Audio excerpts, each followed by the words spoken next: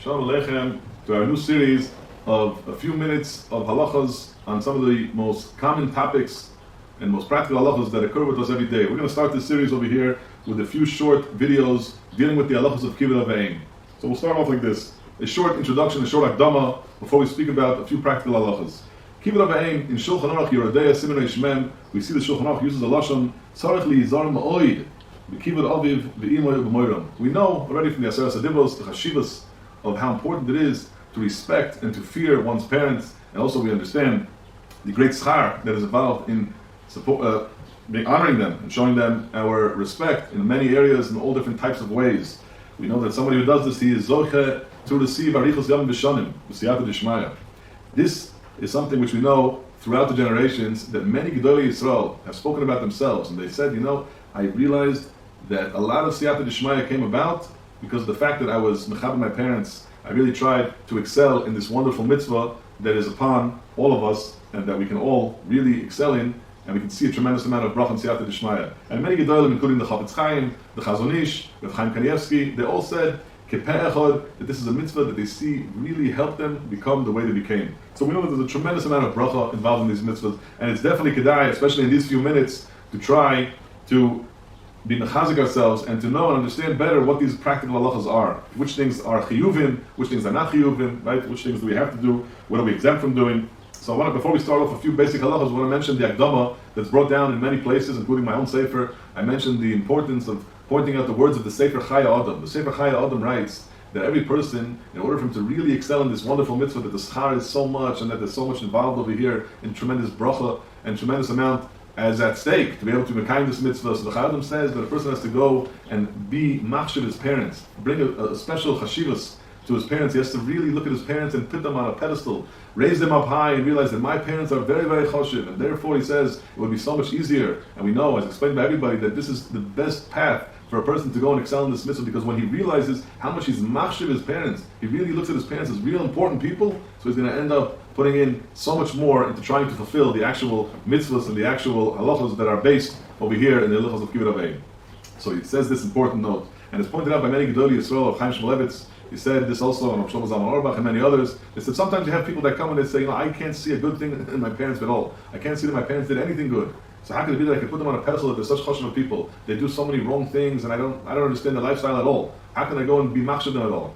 And they all answered that it can't be that a person doesn't have even the smallest amount of akaras hatoyev for something that a parent did. Even if a person doesn't agree with everything that his parent does, it's not possible that a person can go through life and saying that his parents don't do anything for him that's positive. It has to be that there's something that they did was positive, and because of that, a person can take that positivity and raise his parents on a pedestal. I once had a discussion a few times with one of the Gedolei Ador, Rabbi Shlit, who he himself was meshamish many Gedolim. He was a Talmud of Shlomo Zalman Auerbach, he was a Talmud of Rav Shach, he met the Brisker Rav many times, he was close to all the Gedolim, and he was meshamish many of them. Rabbi Dessler was mashgiach and panovich by him, and I asked him, I said, tell me from all the Gedolim that you had what to do with, who was the one you would say you got the most out of? Was it Rav Chatzkel Levenstein? Was it Rav Shach? Was it Shlomo Zalman Auerbach, your closest Rabbi? Who was it?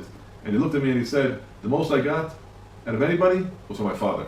And we know his father was a very fine yid. He worked in the government in Eretz Yisrael. He was a very fine person, and he was machshav Torah, machshav Gedolei Yisrael. But he wasn't a big Rosh Yeshiva, and he wasn't a big mashgiach, and he wasn't a big gadol from Europe. He was a very nice, fine person. But he knew, Victor explained, that it's pashut by him. It's very simple, very obvious that this is the derech. That you have to be machshav your parents so much that even if it's in one side you're sitting next to the Gadol Ador, and the next side you're sitting next to your father. I look at my father like he is the most important person, and therefore when someone asks me that question, who did I get the most out of? I got the most out of my father. He trained himself all the years to go and to continue to say that. And I even tried him a few times, and I asked him in different times, in different years, and always he said the same answer. I got from my father the most. From my father the most. That's called putting your parent on a pedestal. When someone does that, it's so much easier to go and be mekayim these halachos. So in the beginning of Shulchan Aruch, we see in this sugya, we talk about the things that a person's chayav to do, mitzad, the kavod to a parent, what he's obligated to do, feeding a parent, dressing a parent. We know some of these are basic things that we heard all the time, but it's obviously something that we need to review. And there's the other chelik of moira, to fear the parent, not to go and sit in their place, not to go and contradict them, not to go and call them by name, to treat them with respect. All these things are something that we always have to go over, and I just want to state over here a few basic and short halachas, right? Sometimes people ask, how do we go and do Kibud when we're not feeding them, when we're not dressing them? What else can we do that can help in this situation? And I'll tell you the truth, there's definitely a big mitzvah in this idea of Kibud V'Eim, when someone is mesamech his parents, a person who gives nachas to his parents, a person who makes his parents happy, that for sure is a mitzvah. It might not be that he's obligated every second to do something like this, but he definitely will get a mitzvah by doing it. Therefore, a person who calls his parents as often as he can, obviously we're all busy, but whenever a person can call their parent, that definitely is something which they will be becoming the mitzvah of Kibud V'Eim. A person will show his parents respect by calling them, by seeing how they're doing, and visiting them if he can, whenever he can. That's for sure things that people get mitzvahs min haTorah of being mechabed and respecting his parents. Even though they're not officially bringing them a cup of water, they're not feeding them, they're not dressing them, but they're definitely doing something which is amazing. That thing which is so amazing is a tremendous mitzvah. And there are many, many different things we hope to go through with some of this stuff. And we will also just mention the idea of standing and sitting in the place of a parent. Right? To stand and sit in the place of a parent. We know that this is something which is brought down in the Gemara and Kedushin, and Shulchan Aruch and Yoreh Deah, Sinner Reish Mem, and Sif Beis, it says that a person is not allowed to stand where his father stands when he talks to different people or when he davens. A person is not allowed to sit in his father's place. Sitting in his father's place, we understand that means also the chair that is miyuchad. Many times the father has a chair which is specifically for the father. Even if it gets moved to a different area, the person is not allowed to sit in it, even though it's his father's chair. In later videos, we will get to the halachos that deal with mechila, whether or not a parent is allowed to go and be moichil on his kavod or on his moira, on fearing him. We will discuss that also. There's a very big fundamental machloikes between the shach and the taz. The shach and the taz, the people, the great achronim who are writing on the side of the Shulchan Aruch, they discuss the question over here in regards to the idea of contradicting a parent. Right? We see that it says over here in Shulchan Aruch, you're not allowed to go and contradict your father. If your father says one thing, you can't contradict him. Many times we find this throughout all the generations, that a child and a father had a machloikes in learning. There's a whole discussion whether or not by learning we see that you could contradict the father. The question is, how can you do it? And brought down this machloikes is this halacha that says that you're not allowed to go and contradict them. The question is that when a person goes and contradicts his father, is that only when he's standing there and talking to him, or even when he's not in front of him? So in this we find a machloikes between the shach and the taz. The taz writes over here that we find many times the Bali Turim, he went and he quoted his father, the Rush, and he argued on him. And he said over there that there's only a halacha to go and argue on your father and contradict your father when you are in front of him. But if you're not in front of him, then it's okay. So the shach, he brings down the prisha, he says over there that it's forbidden. You're not allowed to go and argue on your father, even if you're not in front of him. And the question comes up, many times we're faced with shilas of Kibud V'Eim, mitzad kavod, mitzad moira, whether or not we're allowed to go and argue, or not really argue, but to fulfill or not to fulfill the request of a parent when we're not in their presence. A parent can be living in a different country and they ask the child that they should go and do certain things. They want him to do something. By me not fulfilling his or her wish or his or her request, is that considered something which is the chisaron in the Kibud V'Eim and the more of a father and mother, or not? So the truth is, it could be that this would be dependent on this machlekes that we just mentioned over here between the shach and the taz. The shach and the taz, like we said, have this argument whether or not this idea of arguing with a parent is only when you are in front of them, or even when you're not in front of them.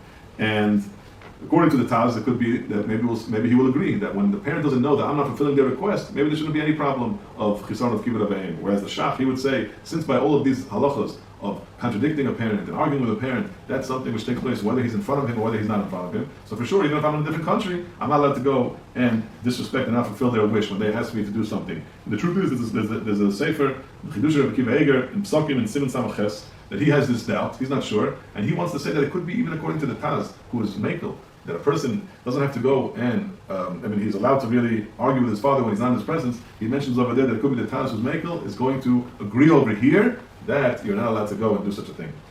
The Taz will be Mekel on such an idea, that you're not allowed to go and do such an idea of not fulfilling the request, because that's a bizayon, that's a disgrace to the parents, that if they would know that this child is not fulfilling the request, one should not do it. Therefore, even if a person is in a different place and the parent asks him to do something, which of course is something which we will see later on, this is something which he's obligated to do, right? Because there are many questions that people bring up. And, my parent gets no benefit from this. What do they care if I go outside and it's freezing and I'm not wearing a sweater and they ask me to wear a sweater? What do they care? Why is it their business? What does it make a difference to them? Do I really have to do it? Is that an obligation? So all these questions that we're going to discuss in Mitzvah Hashem, they will always include this machlokes, or what's seemingly machlokes between the shach and the taz, whether or not a person is obligated to go and respect his parents' wish, even when he's obligated to, obviously, but to respect it even when he is not in the same area as them, he's not in front of them, not in the same state, in the same country as them, l'chulei. Okay, so we have many halachos to discuss in Mitzvah Hashem. We hope to push out a few more video clips. In general, the clips will be a lot shorter. This we only include over here a nice akdama to be machazik over here in trying to understand the halachos of Kibud V'Eim and to excel in the B'siyat D'Shmaya. Everybody should have a great day, and thank you all for listening.